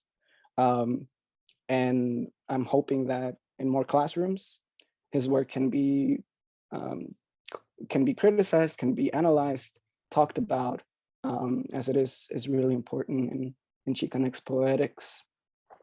I'd like to read just one last little poem that is the introduction to his collection of poems, Red. And Red is a collection that is actually prefaced by a quote from Caifanes lyrics. Nunca nadie me podrá parar. No one ever will ever stop me. Only dead will they silence me. And this poem is called Camino Machinando, which ando chicando, if anyone has heard the phrase here, is kind of like a staple of Alfred, as he was really all about walking around the city, the Serpentine city. So that's something that I really relate to. This poem is just called Camino Imaginando. Blue leaves, hojas rotas in the shape of stars, ni un no en tu vocabulario but for others. Blue in place of green in the shape of Spain, ojos de color of dirt, chocolate, coffee, time, azules las horas, hojas de horas van y se van, ni una palabra, ni una queja, nor broken bit, a tu lado beside me, andamos walking. Sí, walking. Caminamos like these, such streets. What city? 7/15/95, Paris. All right. So now we are nearing the end of our program, and we have one last reader. And now have the honor of introducing Luigi Rodriguez. Luigi Rodriguez was born in 1954 in El Paso, Texas, to Mexican immigrant parents. He is a poet, journalist, memoirist, and author of children's books, short stories, and novels. His documentation of urban and Mexican immigrant life has made him one of the most prominent Chicano literary voices in the United States. Rodriguez grew up in Los Angeles, where in his teen years, he joined a gang, lived on the streets, and became addicted. In his 20s, after turning his back on gang violence and drugs, Rodriguez began his career as a journalist and then an award-winning poet, writing such books as the memoir, Always Running. Rodriguez maintains an art center, bookstore, and poetry press in LA, Dia Chucha Centro Cultural and Bookstore, which just reopened their new beautiful space in Silmar, California. So please join me in welcoming Luigi Rodriguez. Natsukamati, arigato, gracias, thanks. And if I can say that in Gaelic, David, I would, but I don't know what it is. I just love the language that's traversing the work of Alfred Arteaga, because I think the languages are the power of what he's done to me is open all those borders that we usually have when it comes to language, but also to culture and who we are. What Alfred represented to me more than anything was the mythic imagination. The mythic imagination we've lost in our culture. And he always wanted, it seemed to me when he was writing, to go back to those deep roots of indigenous pollination and thinking and ideas and concepts that is still within our bones as Chicanx. People think we've forgotten, we get Hispanicized, we get colonized, we get Americanized, everything happens to us. But I always tell people that as indigenous people know, is his genetic memory. We can't lose it, but we can forget it. And it's important that Alfred did not want to forget all of those roots. Did not want to forget every layer of his being, and he brought it out in his work. I was fortunate to have met him as my book, Always Running, was getting around, and people, I have to say, all the Chicano writers at the time were so open to me as a young Chicano writer. I got known more like in the early 90s. They were always good. People say that was there competition, that people try to knock you down. No, everybody helped everybody. I don't know if you all know. That's how I know Juan Felipe, and why I know Alfred, and I knew Francisco Alarcón, and all the great poets that were out there, and Cherríe Moraga, and everybody that was out there, the writers, were all helping each other. I never had anybody say, hey, you're young, you're get out of the way. And Alfred was one of those, because he invited me to his class at UC Berkeley. And I think there was two things that brought us together. One is the East LA experience. So that's important, because East LA was a big rumor in America, but nobody really knew what East LA was. Nobody knew what the barrio was. Nobody knew Boyle Heights and Lincoln Heights and El Sereno and City Terrace and all these neighborhoods. Nobody understood. And yet people talked about East LA like it was a big, just, a syllable in the language, but not big enough to be known. And I felt that Alfred understood that barrio and understood why we did what we did, and why we talked the way we talked, and why we wrote the way we wrote, which was not like other people. And this is one of the reasons why I really appreciate Alfred, because he has brought that Chicanx aesthetic, I don't know how else you want to call it, that arresting aesthetic that nobody does. There's a lot of great poetry in this country, as you all know. I love all of it. It comes from so many places. But the Chicanx experience to me is one of the most forgotten, but one of the most crucial and important. And Alfred was part of that. So one of the things that we were able to do is he came to me to do his book, and this is it, Frøzen Accident. I don't know if anybody can see it. In 2006, we came out with this book. I was honored to do it. And partly I have to say because, and I'm gonna send you guys on the chat. I know that Beyond Baroque has a bookstore and everything, but I am gonna put up how you can get it directly from Tia Chucha's. We have a bookstore. And of course, Beyond Baroque is our sister organization, so we love working with them. But that way people can get it directly. We have a lot of Frøzen Accident, which I was so honored to do. He came to me and wanted us to do it. And that to me was important, because it's like we were just starting out. We're doing Tia Chucha, who knows us? But people like him, and I have to mention another person, was Ricardo Sanchez and others. But Ricardo Sanchez, before he passed, came to us and says, I want you to do our book. And Alfred was one of those that says, I want Tia Chucha to do my book. That to me was an honor. And respectfully, we tried to do everything we could to do the book that he wanted. And that's what we got. And Frøzen Accident has a great photo by Harry Gamboa, which I'm glad he's here, because me and Harry go way back, and we've intersected here and there from in the work that we do. And this is one of the intersections. I'm going to read from Frøzen Accident, because one of the things about the mythic imagination, of course, to me, was always that he, like Francisco Alarcón and Juan Felipe and others, were always going back to our profoundest root, a Mexica, Mayan, indigenous world that we all come from. And as many of you people know, I personally, that's my spiritual practice. I am not Christian. I am not Buddhist. I love Buddhists. I love many Christians. I love so many religions. I know people from all walks of life. I am an indigenous spiritual practice. I go on the red road, the Mexicayot. That's what I do. This is why I can speak some Nahuatl from that viewpoint, and we do songs. My wife, my sons, one of my sons sings beautiful Nahuatl songs. We're into this tradition, and Tia Chucha, Centro Cultural and bookstore, as well as what we do in our press, taps into that. So Alfred was one of these guys that help us to tap into that genetic memory and bring it forward. And I think it's important to understand his particular place and the layered being that we are as Chicanx, layered in so many ways, and all of it nested, because I don't stop being anything except that I can go to my indigenous root, always draw from and tap into. And that allows me to also say that I'm not an immigrant, because one thing that I think of Alfred was very clear, we belonged in this land. We have roots as deep as anybody. I know there's challenges to that. I know people get up and down. People, I really love what Cherríe had to say about Aslan. It wasn't about we're going to take over anybody's land. We're going to take, it was about this mythic imagination again that we can tap into.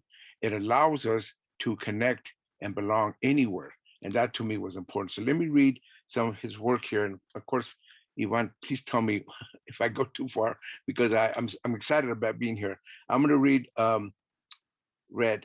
It comes from the section called Red in the book, and it's filled, and it goes like this. Take the interior of zero, soft, fleshy, palpable. No, an interior from which to radiate original syntheses. Cardinal points, the navel of locusts, one circle around the topos of field and grid, complete geometries, and the slight curve of calculus. I hold zero offering up, proof of God in its fact, between water and between the waters. A red sky, blackish, blacker, long degrees, 122 in yellow, pale toward white, 37 levels.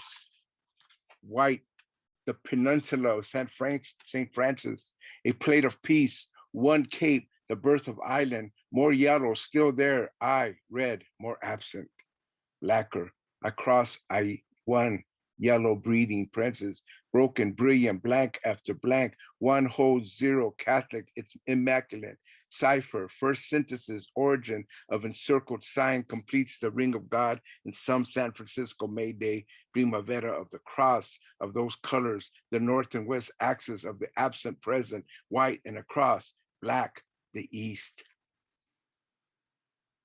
He doesn't just do poetry, it's poetrying. It's not a noun, it's a verb. His metaphors and the way that he pulls together images that go deep into something that we can't even see, but we know we have. That beautiful, original mind. Oh my God, that's what I love about Alfred. I'm gonna read another piece of his work. And again, please stop me because I don't wanna go too far. He writes a lot about Lesor Coyo, poet of Texcoco. So here's one, blood sight. I, Lezawa Coyote, poet of Texcoco, born in the year one rabbit. I'm sorry, my thing is falling. Son of Isli Chochi and Matlachi Huatzin, grandson of Huichili Wheat, the Mexica. In 4 rabbit, my 16th year, have seen the yellow earth, home, bright dirt, the bright sky, bright flower of yellow Texcoco. Cover in red, the deep red changing black, the color of my father's blood in his blood, in his blood, let from his incised flesh, the red zero of his life, zero at the hand, an axe of assassins, men and night edge flint, blood tracks until my father changed to body, only flesh, a trail of cipher red before the near and beside, dead Islaquishoshi, father mine, voice and spirit of Texcoco, I have seen you die. Oh, and so do I got a minute? I mean, a little bit, maybe a minute, Ivan? Yeah, no worries. You have Okay. some time. I'm gonna throw a little bit, a couple more. So in social, in Xicancuicatl, as people talked about, flower and song was really the way that they described poetry, a scattering of jade. It was always very metaphorical because the Nahuatl language, which goes all over Mexico and Central America, by the way, it's also tied to all of the Mayans and other peoples. Even if they didn't understand each other, they do have a very powerful foundation. But it's really the importance of ritual in life and ritual in poetry, and we kind of forget about that.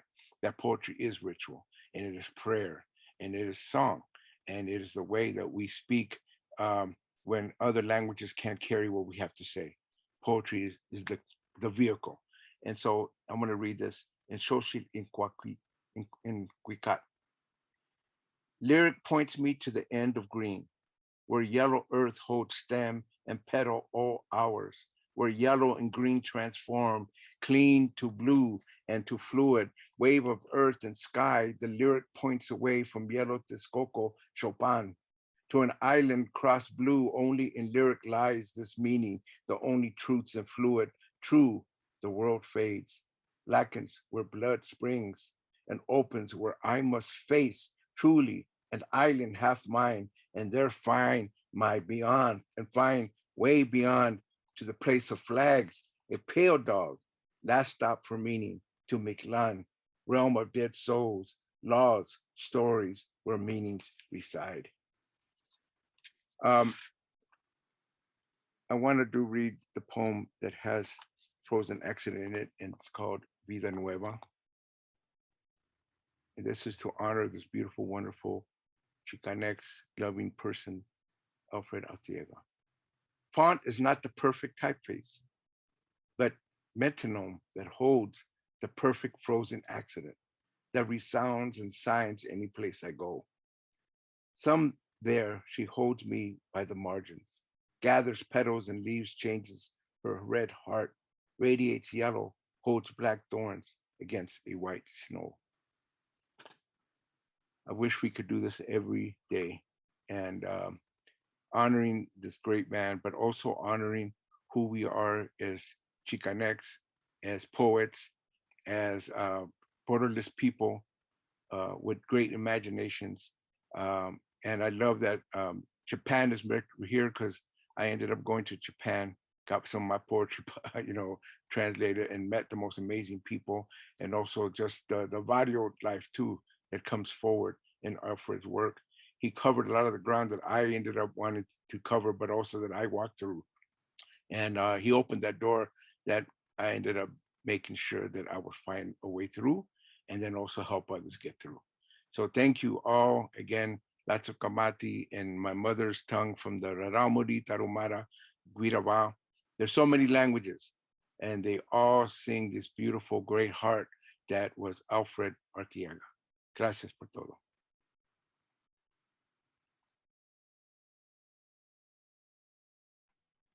Tlazo Kamati, Luis, thank you so much for your words. And as we posted in the chat, the book of Alfred Arteaga, Frøzen Accident, is actually available via Tia Chucha's Centro Cultural and Bookstore. If you can, definitely visit their new space, but you can support via their online bookstore. I want to thank all the panelists for joining us, and all the audiences that have stayed with us. We are now going to shift to the Q&A portion, but it's really much of a conversation between the panelists. Before we do that, definitely want to encourage everyone, if you can, we are also a nonprofit, Beyond Baroque Literary Arts Center. We support writers and as much as we can in the literary community. So if you're able to, please donate. Any amount really will support us in our programming, and as well as maintaining our physical space in Venice, which will hopefully reopen in the next couple of months. Now, if you'd like to post a question that you may have in the chat, feel free to do so. We'll be going through them as they come in. But I also like to welcome back all the panelists to please turn on your screen, and so we can see you. And once again, thank you so much for joining us and invoking the cantos of Alfred. We're all over Aztlán. Some of us are here in Los Angeles, but also up in the Bay Area, in Santa Barbara, all the way to Japan and Mexico. So it's so great to see everyone. It is a family of poets. So I'd like to turn it to David to start us off with a question that you may have for the panelists here.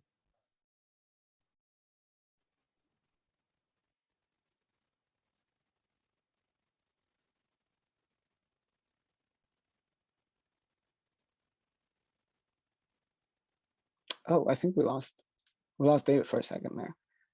But yeah, if anybody has a question, please post it on the chat. But I do see a question of so Alfred Arteaga's Chicano Poetics book is actually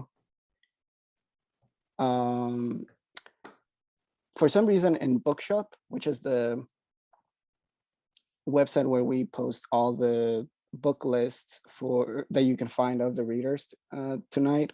It is listed with a price of $105, which you should not purchase that. But we actually found a link on Amazon where you can purchase the book at a much more reasonable price. So feel free to look at that, and also any other bookstore where you may find any of Alfred Arteaga's work. But I see David is back with us. I'm sorry about that. I don't know what happened. I got kicked off, probably because you asked me to ask people a question. I guess I'm just interested really in what you all think Alfred's legacy has been. I mean, for me, he did me the honor of calling me su carnal, and he was just for me a deep and dear friend, and editing his work was, as much as anything, just a tribute to that friendship.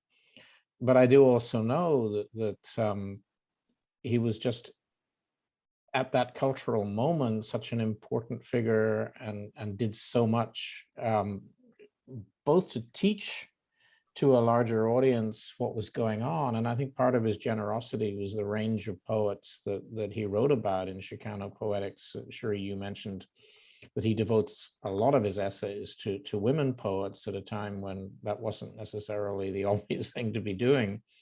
But he just embraces such a range of different kinds of poetries. So it's not like, he was one of these doctrinaire poets, of whom there were many in the Bay Area, who wanted you to write in one particular way, But he really embraced a whole range of modes of writing, even though he was exploring his own directions. And I'm just wondering what his legacy has been for Chicano Poetics. I just say something that I think that's a TBD, I think that I just say personally, this is very moving to me tonight, really, and I know I'm not alone in that. It's a very collective response we're having, and I think that's the key, that we experience it collectively.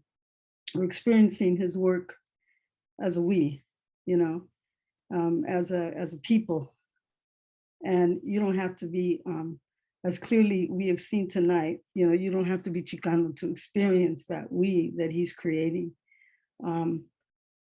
I was particularly moved, Ryuta, to hear your work, because the sound, to hear you in Japanese, because it was the same language, like you could feel it as the same language, So my feeling about, Alfred is like, one of the things that I feel very strongly in terms of legacy is that we as a in terms of Chicano literature, we're still young. And ironically, like in terms of, having some kind of visibility. But I think one of the things that people, that we don't even like see with young students who I'm still teaching, that they don't even know about the complexity of what we have offered and what we continue to offer. And I think that Alfred is emblematic of such a complex internal life. That does not, and in that complexity, it is never driven by ego. So the So the complexity is allowed to all of us if we allow ourselves to enter it, to go into it, to go into the work. But it's not easily accessible work, you know. And so I feel like, you know, I do feel like he's one of the great ones, you know, and I feel like we have a body of, you know, of work that still remains quite unrecognized, particularly if it's layered in the way that it is. And, you know, there's writers here, right here, you know, I mean, that work is layered in that way. And so I can't, so when you say, what is his legacy is coming. That's what I feel like, you know, I feel like that his legacy, what he has left is a future. He's left us a future, which I look forward to because I need it. And I'm, you know, I'm already on the other side. I'm his same age. So you know, he has left us his work. So he's left us a future for those, you know, for the ones who come, you know, after us. This is pretty much, with some exception, you know, represents his generation, Alfred's generation. And so I look forward to that future. I need it. We need it. I love that, Cherríe, because so often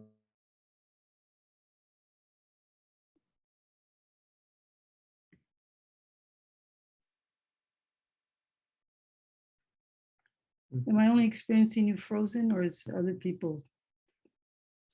No, I think he actually froze. It's Okay. unfortunate. The Well, Frøzen Accident. Yeah, exactly. So let me just add one quick thing. Sure, yeah. Alfred's legacy, whatever, is, like you say, the future of it, where it is now, for Chicanx, for us, for writers, is set. It's not, but the rest of the world needs to know Alfred.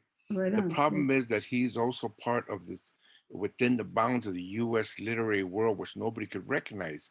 You know, they recognize him as an exotic, you know, Chicano guy, and he is hard to understand sometimes, and that, but his abilities are at the highest level that people need to know and see and understand. We're layered, but we're layered at the bottom, and that's the problem. Is Alfred should be known throughout the poetic world in this country, let alone the fact that there's other countries that appreciate him, other peoples and cultures appreciate him. Why isn't he part of the U.S., whatever the U.S. letters is? And I get it. Everything I do is not to be in those letters. I don't care about that. But the other hand, there's another side of it. They should recognize people like Alfred. They should pay him his proper due. They didn't do it when he was alive. We got to make sure that it's not forgotten. Now they got these ethnic studies things, and they're crying about people using, you know, Aztec words or Mayan words in Lakesh, and they're tearing it down. It's like, we can't have our own voice and our own way of doing it. Somebody's always trying to say, well, that's not right. That's not the way we do it. We're being cut down. So I'm saying this with some anger, but the kind of anger that I think Alfred would have, because he was a sweet guy, but he was angry at the world that was unjust. And I say that it's unjust that Alfred Arteaga is not known among letters in this country.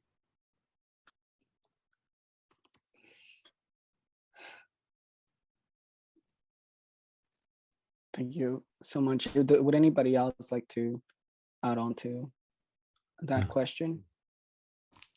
We lost you for a minute, David. Well, maybe, Yvonne, I'd just like to say that, you know, with authors, writers, what's left behind is the published word, but that's not all that authors leave. It's during their lifetime, they impact people, they interact with people, they're part of society, they change the world. And Alfred was one of those kind of people that when he encountered people, he had great warmth, had great humility, as I mentioned before, great humor, but at the same time was most often engaged in sharing his knowledge and simply pointing to young people that they themselves were quite knowledgeable how to capture that energy that allows people to become more focused. And of course, with that focus comes the ability to be able to generate new work and to then influence. And so, of course, everyone here was touched by Alfred. And I'm sure that this reverberating event will continue to spread the word of Alfred and the legacy of his life, the fact that he was here. He was a human being who had great warmth. And so I think we were all very fortunate to encounter and to share a moment or two with Alfred, and even those who did not get a chance to meet him are nonetheless affected by his great insight and outpouring of love for all of us.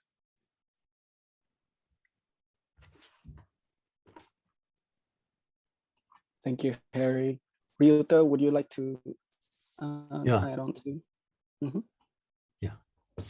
Well, after listening to what Cherríe said, I think I have to confess one more story about my relationship with Chicanx world. About 5 years ago, I wrote and published this book called Half Breed, and which is some sort of semi-autobiographical book about my encounter with Mexico and Mexico-America and Chicanolandia, Americo Paredes, and other many Chicanx writers and poets. So it's a kind of a sentimental book for me. And this is dedicated to my memory of Alfred Arteaga, because I think that he made me possible to write this book. And but I remember that, well, I have to say that my confession is that I dedicated 2 of these chapters to other Chicano and Chicana writers and poets whom I didn't meet yet at the time of my writing. And for me, it's miraculous that today I'm sharing the same time and space with them. So I have to confess, Cherríe, I dedicated a chapter of this book to you. I dedicated to you and Gloria Sardua. Yes. And I even translated your poem, The Welder, and cited The Welder in this book as a very symbolic final sort of idea, which represent the soul of my book. So I thank you very much for your sort of hidden contribution to my precious book. And also another chapter I dedicated to Juan Felipe. I don't know, still he's here. I read his Mayan Drifter, which is very profound to me. That is a chronicle of his sort of journey from the Chicano Mortuarium movement to the south of Mexico. But, you know, his thinking is always, you know, going between these 2 very important places and events for him. So I wrote about my Mayan experience in this book. So I cited his Mayan Drifter in this book too. So there are 2 things that I have to mention today, especially today for the presence of Juan Felipe here and Cherríe here. And also, and this is my book, Half Breed, which is a chronicle of my encounter with half-breeds, proud half-breeds, Mexico and Mexico-America. And you know, this, in this book, I intentionally put inside the book a book by Arurista, A Nation Child Primaroja, the red book, the red small book, which Alfredo told me to read.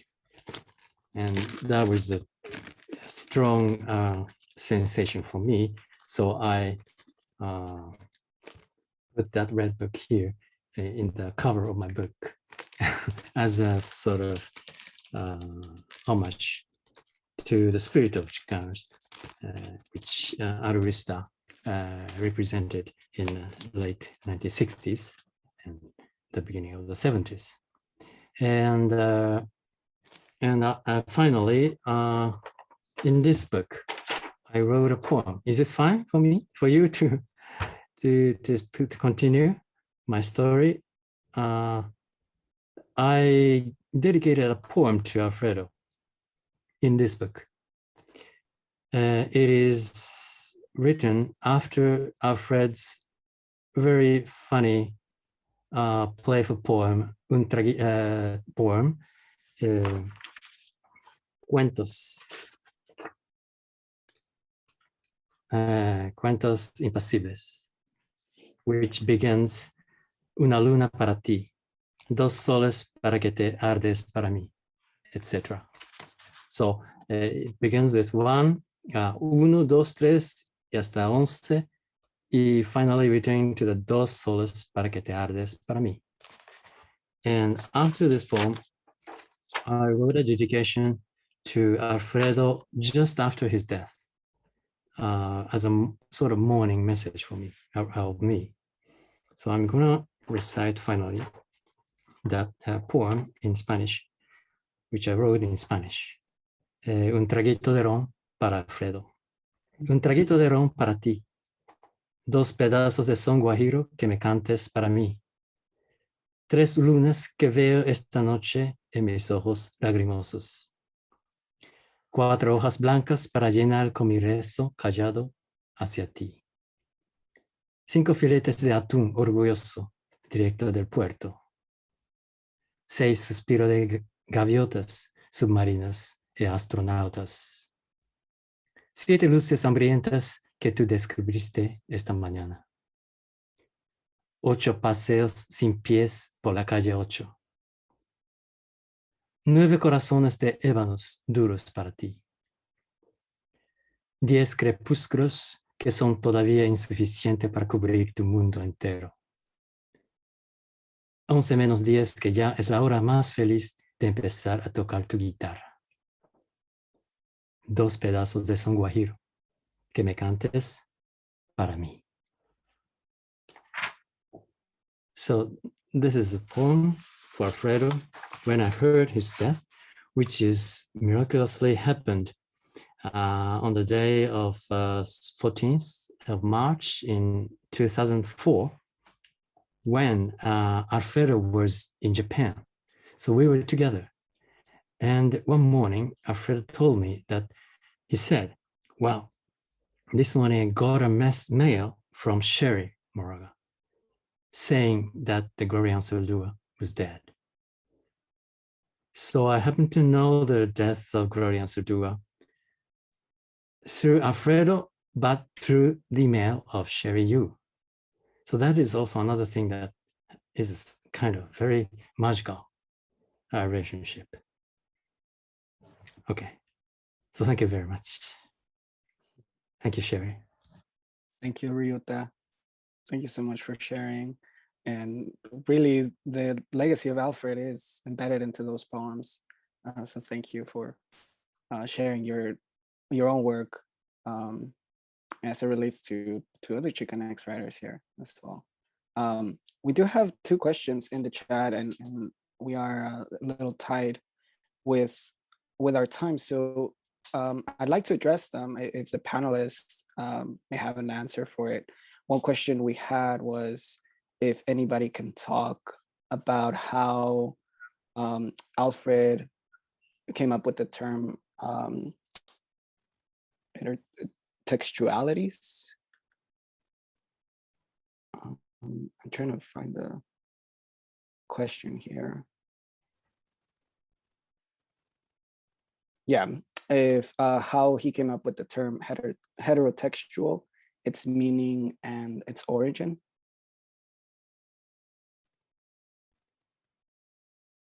No.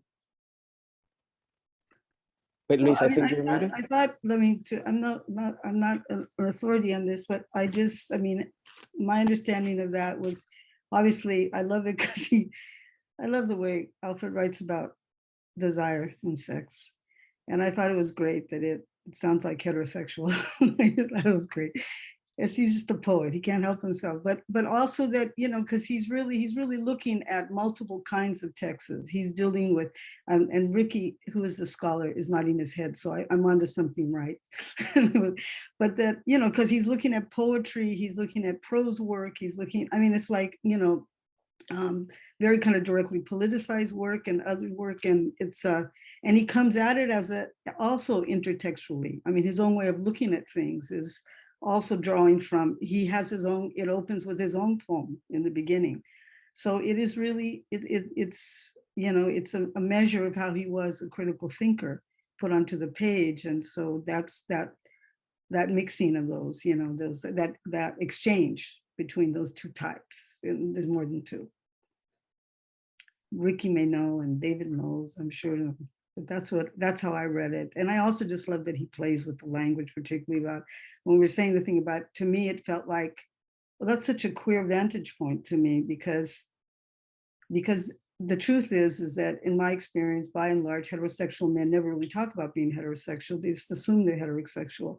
So I love that as a heterosexual man, he used heterotextual. It just felt to me really radical, really progressive, you know, smart.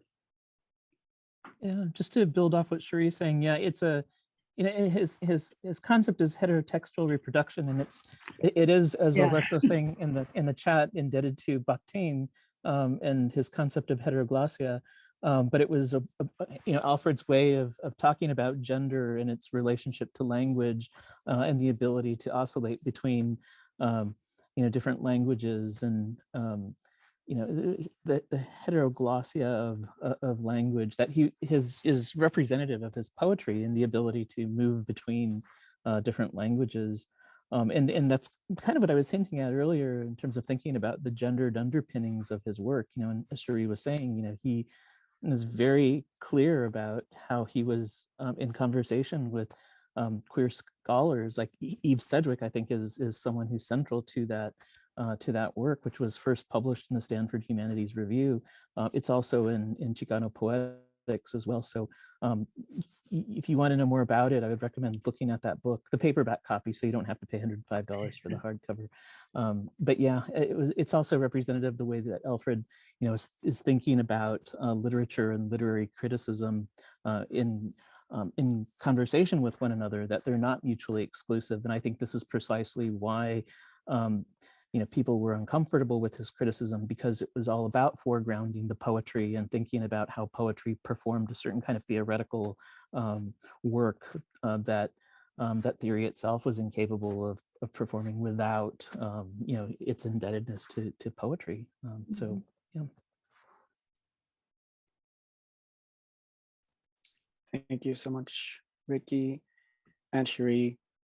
This last question, I think we can wrap up the Q&A with a question that asks of what books of poetry inspired Alfred? Who was he most fond of reading and discussing? Since maybe some of you may have just talked about readers that you admire. I think everyone here is very inspired by Alfred's work. But if someone can comment on what he was inspired on, that would be amazing. If I can, I'd just like to say, yeah, Ellie wrote Lorna D. Cervantes. I took a Chicano poetry class with him, and he loved the work of Lorna D. He liked Juan Felipe Herrera's book. I remember reading Exiles of Desire, Gloria Anzaldúa, Cherríe Moraga, Francisco Alarcón. So his work was in conversation with the poets of the Bay Area in the 90s, and you know, all of the people who, you know, were kind of part of that group that he talks about and that Cherríe mentions in the introduction to the book. So those are some of the names that come to mind.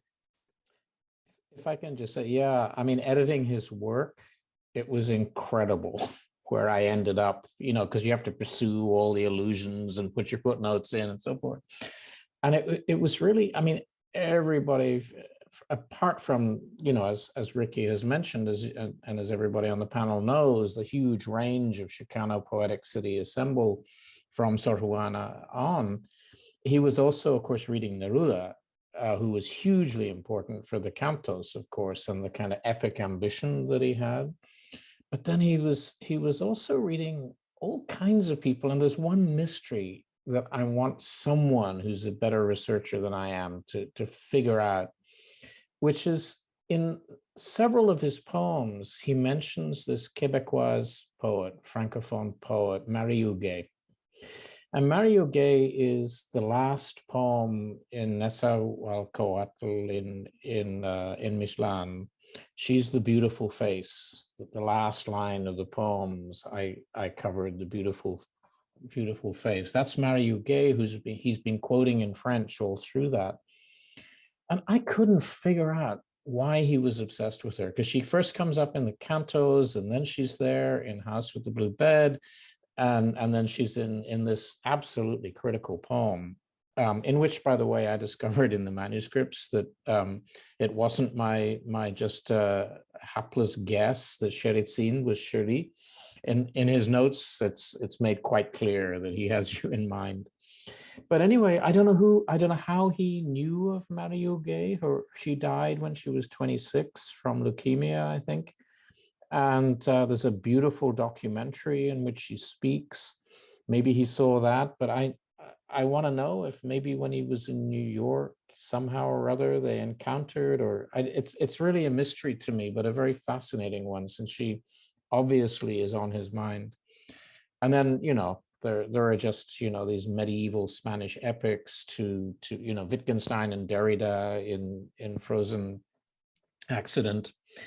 But I'll shut up in a second, but I just want to tell Ryuta one story that's so much Alfred, which is that when Alfred first had his double stroke, that I think in maybe 1998 or so, that was the first illness that started his heart condition.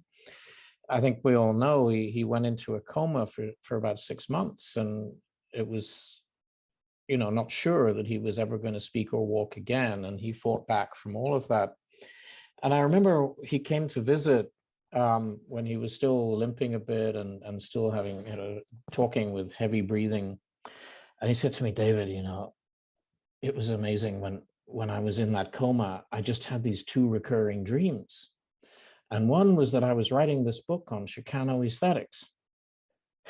And the other was I was being pursued by the Yakuza. And now I know, of course, he was thinking of Ryuta. He was being chased by Ryuta through his dreams in a coma. So having heard you read his work, I'm not surprised. But it was just, for me, he was so brave. I mean, he faced fatal illness for 10 years and more, and yet he could still laugh about what had happened to him while he was in a potentially fatal coma. And that spirit, that bravery, that incredible courage that he had in every dimension of his life just really spoke to me. Anyway. Thank you. Yeah, thank you, David. Yeah, I remember the email that I got from that experience of Alfredo after that coma of 6 weeks. And I sent him a message because I was astonished and I didn't know anything about that hospitalization of Alfredo for a long time. So I wrote a long letter to him, and he just mailed it back to me, saying that my letter was the finest letter that he ever got, and that I always made him laugh, and that is the most important thing for him at that time. So I really remember that mail after that experience that David now mentioned. Yeah, so, but I didn't know about the Yakuza thing. So this is very interesting. Interconnection of Alfredo. Yeah, but thank you for that episode. Yeah, I remember a lot. Yeah. Thank you. Thank you so much, David and Ryuta. If there's nothing that panelists want to say, I think we can wrap up the night. But thank you everyone, for everyone who stayed. Thank you so much. This was a great evening of Cantos. And yeah, like Luis J. Rodriguez said, I wish we can do this every day. You know, cantando every day, but we definitely are. So, you know, to Juan and to Luis, Harry, Cherríe, Ricky, David, thank you so much. Alfred Arteaga, presente. This was incredible. And, you know, everyone in the chat, give our panelists some love. And to you, Ivan, I mean, really amazing to work with you. I hope you stay at Beyond Baroque forever. And I hope you know, get your own poetry out soon. But really, what a great experience to work with you. And I just want to thank you so much for coming up with this idea, for seeing us through, for dealing with all our, you know, all the difficulties we presented to you. Thank you. Much appreciated. Much appreciated. And no, it was great working with you all. Thank you all. So Thank you. Thank Love you. you buenas all. noches. Igualmente, Lazo a Camati. todos. That's a camate a todos. Thank you.